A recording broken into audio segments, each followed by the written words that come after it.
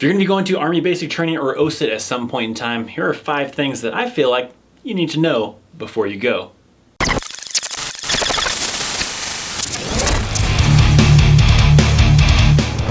What's up, friends? So in this video, I'm giving you 5 things that maybe you should learn, maybe things you should know before you go to basic training. They're gonna teach you a lot of stuff in basic training or even OSUT. But if you can learn these things or know these things before you go and show up already having this knowledge, it just makes things that much easier to get through the whole process.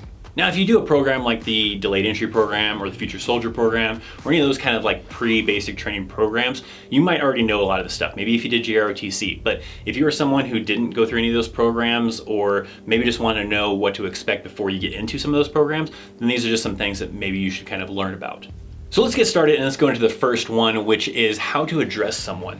Now this goes into learning the rank structure in the United States Army, because when you go to basic training, right off the bat, you're probably gonna be dealing with drill sergeants. And you need to know that you need to address them as drill sergeant and not simply as staff sergeant or anything crazy like that.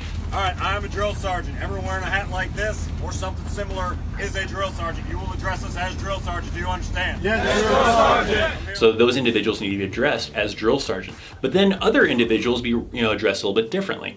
So for example, if you come across an officer, sir or ma'am, depending on if they're male or female, you're probably not going to come across any warrant officers in basic training, but if you do, it's basically the same way, sir or ma'am, based on, if they're male or female soldiers.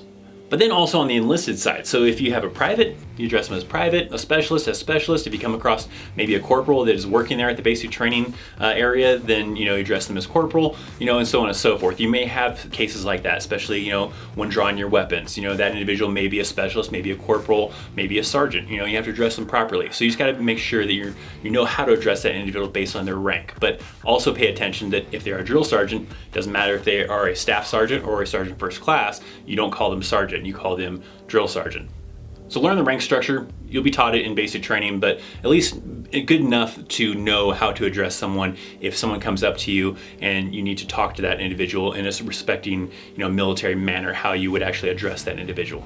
The next one on my list, coming in at number 2, is military time, also sometimes known as just 24-hour time.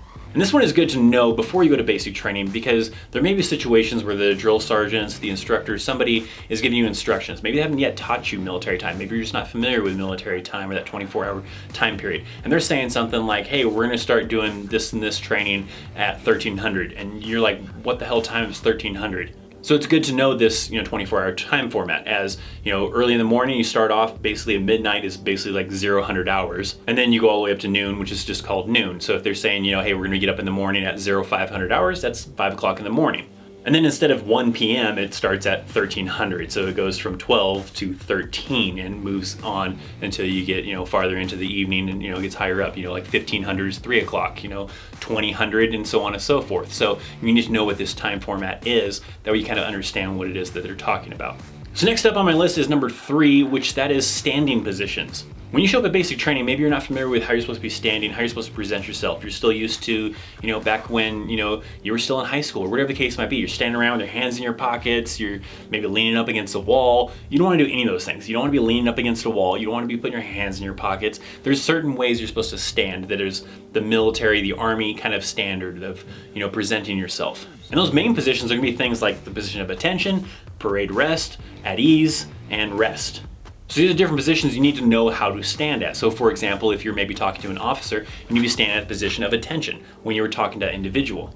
Other times when you're standing around, maybe in line, you're just kind of standing around waiting for something that you're supposed to be doing, maybe you should be standing around at parade rest, which is with your hands behind your back. Your hands are kind of clasped like this behind your back, and you're just kind of standing there looking straight, looking forward. If someone tells you to at ease, then you just kind of simply drop your hands a little bit, drop your shoulders a little bit, and relax a little bit, but not too much. And if someone tells you, rest or whatever, take it easy, then you can probably let your arms hang or whatever, but still don't go putting your hands in your pockets or crossing your arms or standing around like that. Next up on the list is number 4, and that is Army language. And basically what that's talking about is there's a lot of like slang words that the Army uses that, you should probably understand, and it might be a little difficult to do. You're gonna have to do a little research, look it up online. Maybe I should have a video probably on the topic so you better understand some of the basic ones, which might come in the future now that I think about it. But those kind of terms are good to know. So for example, a drill sergeant, he's up in your face and telling you, you're gonna go upstairs and go get your wet weather gear, Roger? And you're like, but drill sergeant, my name is Chris. Drill sergeant, That's not what he's talking about. Roger is kind of like a basic thing, asking if you understand. Also, a word that's used is also tracking. They may say something kind of similar to that. Tracking, just asking if you understand. Also, kind of with that Roger one, not everybody likes that one. I remember like when I was in Fort Riley, I had a sergeant major that hated it if you used the word Roger. You would say Roger, he'd be like, my name's not Roger, it's Ricky. You can't afford to call me Ricky. Now always remember that. So different lingo may be cool with some individuals, but not cool with other individuals. So it's also important just to simply understand it. So that if they're using these lingos, these special terms that maybe not, transferable over to the civilian side or only really mainly used in the military or people who were in the military, it's good to know some of these things. So look up some of them. Maybe hopefully soon, maybe I'll do a video that covers a lot of these terms. And the last one, coming in at number 5 that I've got on my list, actually contains a lot of different subjects, but it's essentially just learning some basic Army knowledge.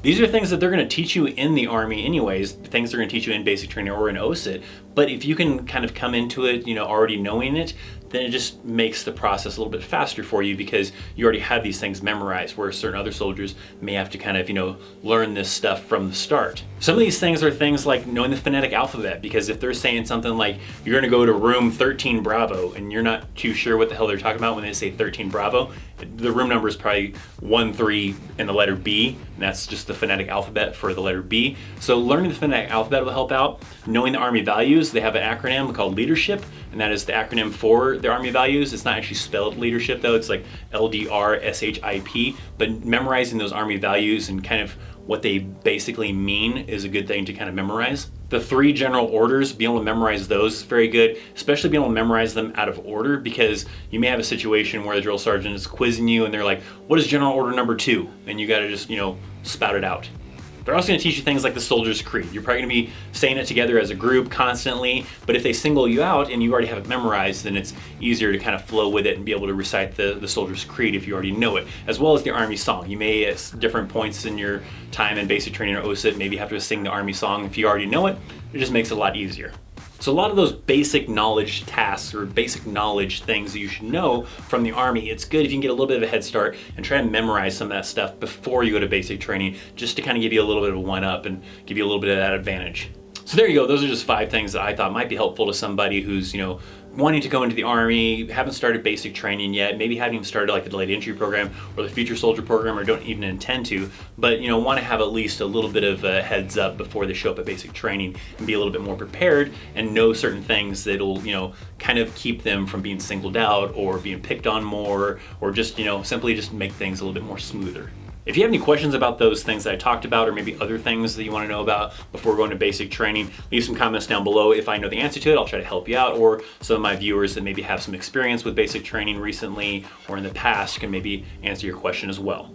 And then questions to any of my veterans out there or individuals that are, already in the Army. What are some tips that you think are very important for someone to kind of know about before they go off to basic training or off to OSUT? So if you liked this video and found it helpful, make sure to show us some love by hitting that thumbs up button. Got a couple of videos over here that I definitely recommend checking out. And down in the description, there's some links to social media, Patreon, and much more.